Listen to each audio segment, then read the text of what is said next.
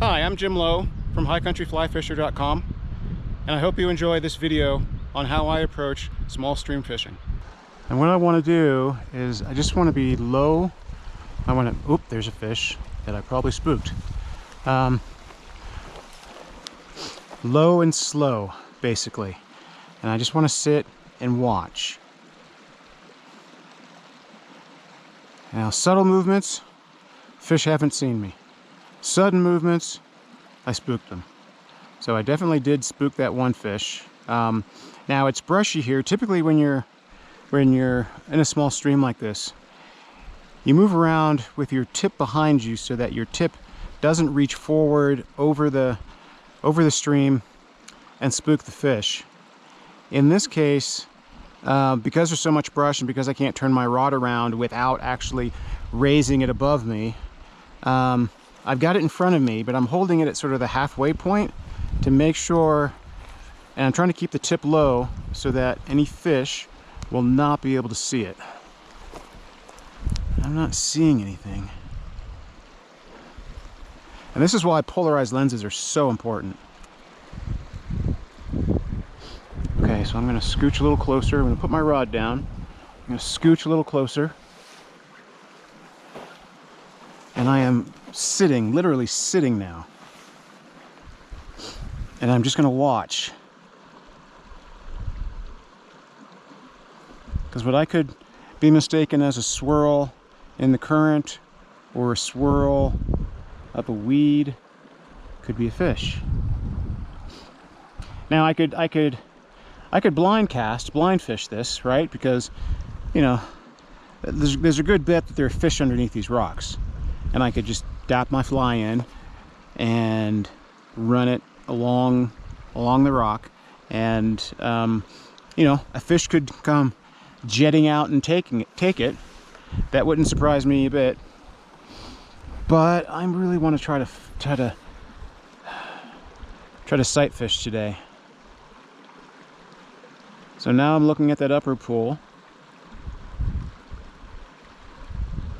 And I would really expect a fish to be in that darker water in front of that rock where the current's coming down. It creates a cushion.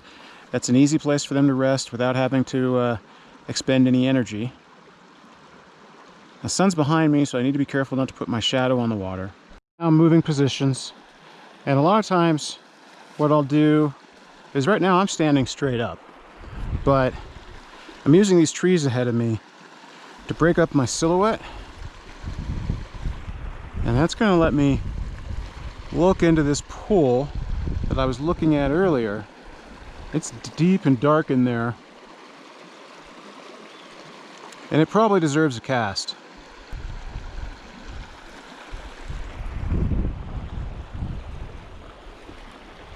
So I'm going to try to bring my rod tip low.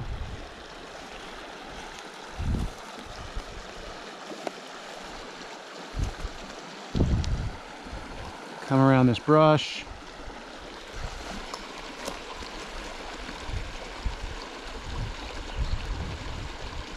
And I need to let out more line.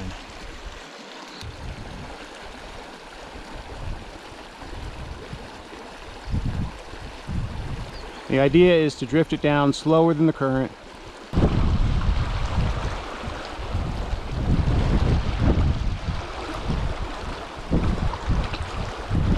Now, if I was gonna blind fish this or prospect, then from this position here, I would immediately throw a cast to the top of this run. But that's not what we're doing today. We're looking to spot fish.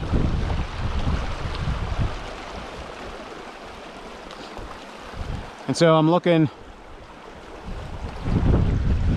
at the bottom of this run before it starts to hit this incline.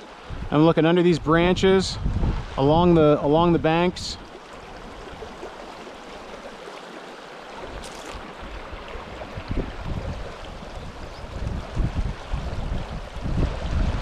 And I'm not seeing anything. And that's more than half the battle. I mean, just because I'm not seeing anything, there could be a dozen fish in here, and they're so well camouflaged that I'm just not seeing it. And, you know, I mean, sight fishing and seeing fish is a real skill. My friend Eric, you know, he could be in the same position I am, and he could probably point out a half dozen fish that I'm not even seeing. So it's a good skill to cultivate, and it is a perishable skill, that's for sure. But there's got to be fish in here. I'm just not seeing them.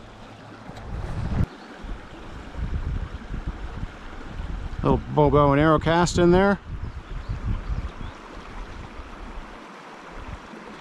No, nothing.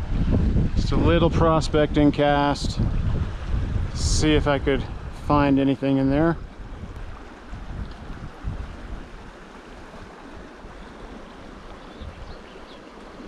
Survey says no. Hopefully we can crawl in here without spooking any fish.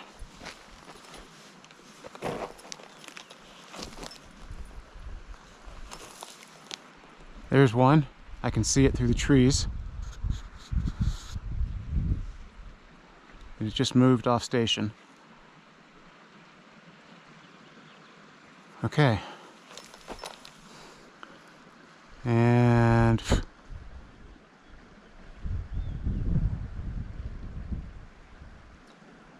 there's a couple small fish up at the head of the pool.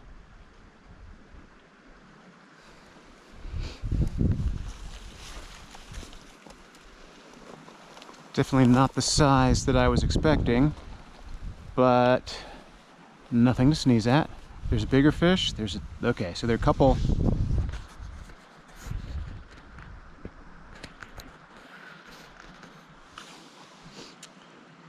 Okay, there's a fish at the head of the pool. There's one in the middle.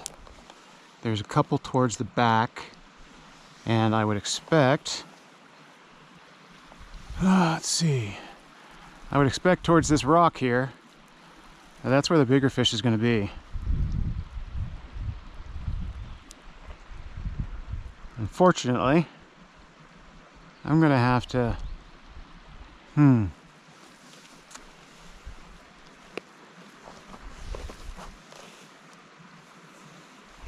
Where's the biggest fish?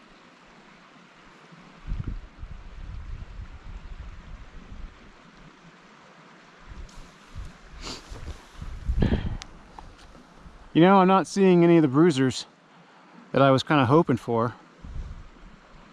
Yeah, they're all sort of tiny fish come up from the lake.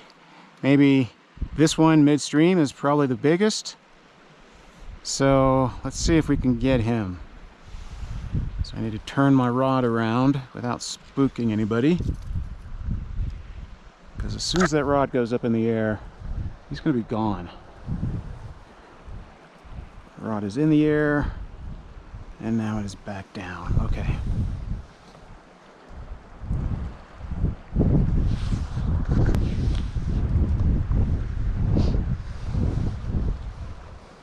I've got on my standard, the gold ribs, the soft hackle gold ribs hare's ear.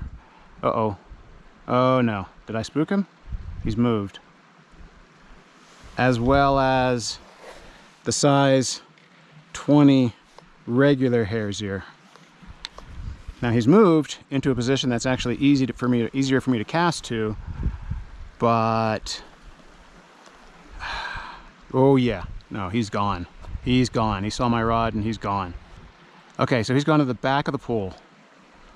Yeah, he's all freaked out now. Bummer. And he's under the rock. Bummer, bummer, bummer. I had to get my... Oh, he's back. Let's do it.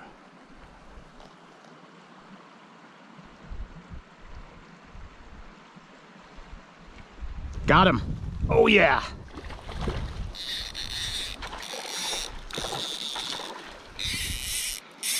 Come on, come on, stay away from the rocks. Okay, you're underneath the... Oh, geez Louise. And the sticks. Okay, he took the smaller fly, and I think that might be 5X. So...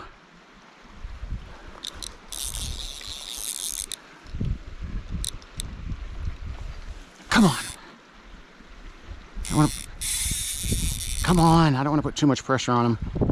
It's a small pool, lots of rocks, lots of places for him to dive to. Easy for me to lose this fish. And especially if he gets in that current. Come on.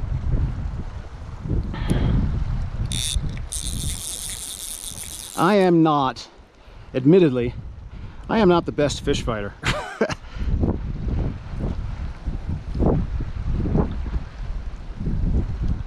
But look how beautiful that fish is.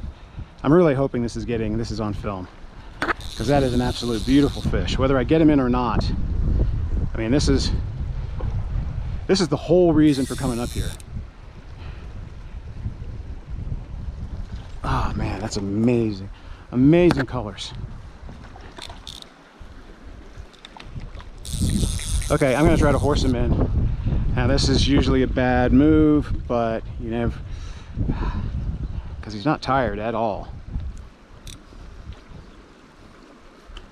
Yeah, this is a good, I don't know, maybe 14-inch fish.